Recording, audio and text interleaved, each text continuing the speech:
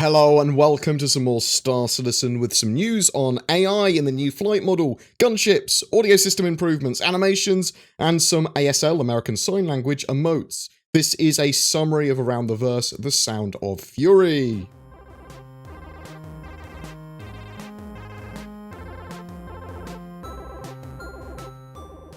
The emergent gameplay and organised events that players create and put out influence and give CIG ideas for Star Citizen, so keep on doing them. They highlighted Rexzilla a couple of times recently. He's a very entertaining streamer that does large-scale battles and organised events very regularly in the Star Citizen universe, and it is very entertaining to watch. AI and flight model stuff. So they've been getting ship AI working for the new flight model. They've been getting all the current behaviors into that new model. AI are effectively flying a ship as if they were a player. So they need to move the ship and the IFCS system responds to them in the same sort of way. However, the AI will need to work out where it's going, and they've reworked the system that does that. Code side, they've had to get basics of go to here, defend this area, take off and land, the basic sort of like avoid getting shot at, converted over to the new IFCS v2 interface. The other part of this is that combat is now a lot more momentum driven with the new flight model, so lots of tweaks and changes had to be made to the current systems, getting them flying how they wanted them to fly. They want AI to be challenging, but they also want the sense of satisfaction. They want players the opportunities and chances to get on their tails, to shoot them, to have the enemy present itself so you get like those kill shots in. Gunships have also been given a makeover for 3.5. Gunships are loosely defined as ships where most of their damage comes from turrets, and they're typically heavier than a fighter, something like a Constellation, for example. They want them to have their own playstyle when compared to fighters. Currently, they want that to sort of be circling targets at around 400 meters or a medium distance away, and that's what they're sort of like AI will try and drive them to do. This gives them the ability to bring their weapons to bear, hit reliably, gives them some maneuvering room, helps them to keep ships off their tails so much. I mean, their maneuver, they're trying to avoid a fighter being on their tail constantly. Sometimes they will do front-facing assault runs as well, so they can bring their fixed weapons and missiles to bear as well. Gunships are planned to be a lot more dangerous than before and require some more thinking to attack than previously. When fighting a gunship, you want to get to their blind spots to avoid their turrets, and that's going to be different based on the gunship you're fighting. When fighting a fighter, you want to stay on its tail. This might be a different story if you're chasing a hurricane, admittedly, but typically that's a sort of what you're going for. They want fighters to be fun to shoot at. They are focused on behaviors for this after they've attempted an attack run, so that they might then give the player more opportunity to chase them and get on their tail. Chasing them will become progressively harder the longer you're on their tail. If you hit them, they will become more aggressive in trying to shake you off. Now, this should be mentioned here that this is only one type of AI. They have previously talked about lots of different skill levels of AI, and they will be a bit different based on the skill level, but this is the sort of like more typical AI behaviors that we're going to see from 3.5 onwards. Fighters are going to be a lot more agile and momentum driven and play to their strengths in this system.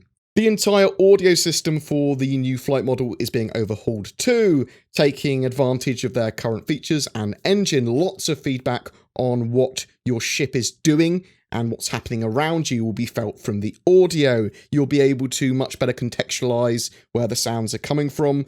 So there's going to be like positionally correct sources. Each of your thrusters in your ship should be clearly heard individually, and you should be able to work out exactly where that's coming from. This will allow you to feel what is happening to your ship. If you're getting hit in certain areas, they've set up vibration points, so your ship will react dynamically to where it's being hit from, or if there's an environmental change, if you're going into atmosphere. They've moved away from sound loops too, and you're going to hear your ship settling in after you've performed a maneuver or once you've got up to speed. Things like that. The new audio system allows them to set up ship audio incredibly quickly as well, and allows them to make much more detailed work because of that, because they have the time to work on those more detailed aspects of sound.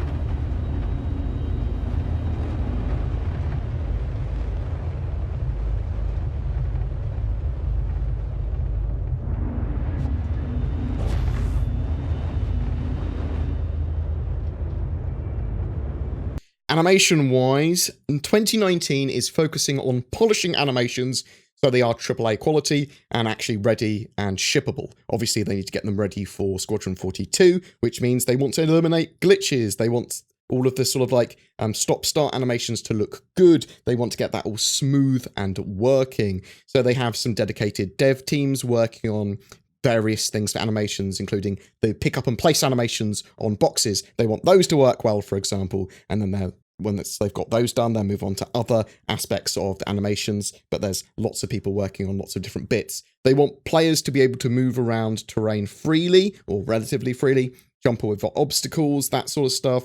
You'll have different animations for vaulting based on your character's current speed and movement. Ship sequencing is incredibly important as well, getting the smoothness of a ship opening up and getting the pilot into the seat without any issues or snapping. Also, they've been engaging with the community to work out various emotes for ASL, American Sign Language, which will be good at a glance for the hearing impaired, but also generally just useful if you want to be quiet while communicating some information. They will also be adding facial animations for emotes in the future too. We are getting a big update to the Persistent Universe roadmap and monthly report as well later today. I will delve into that over the weekend. I am very much looking forward to getting that information and going through it as well. But tell me what you think about them adding American Sign Language emotes into the game and all the other stuff that we talked about today, the audio system, the AI and flight model stuff, and other animations in the comments below. Every month we have a Star Citizen ship giveaway for February. It's for a Cutlass Black and Star Citizen game package. All you need to do is be subscribed to the channel and comment on any of my videos made during the month. If you don't have a gaming PC yet, or you are upgrading, instead consider Shadow Cloud Gaming. They allow you to leverage the powers of the internet to stream a high-spec Windows 10 environment to any other PC, Mac, or device like a smartphone or tablet. It is working really well in Star Citizen's 3.4 branch, and be sure to use the code BoredGamer if you do decide to check it out to get a discount. Links below.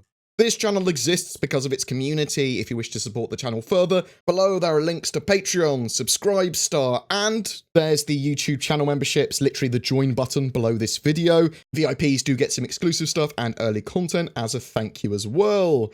If you have any feedback, suggestions, or just want to say hi, please drop a comment below or poke me on discord.gg/BoredGamer. Thanks for watching, and I'll see you in the verse.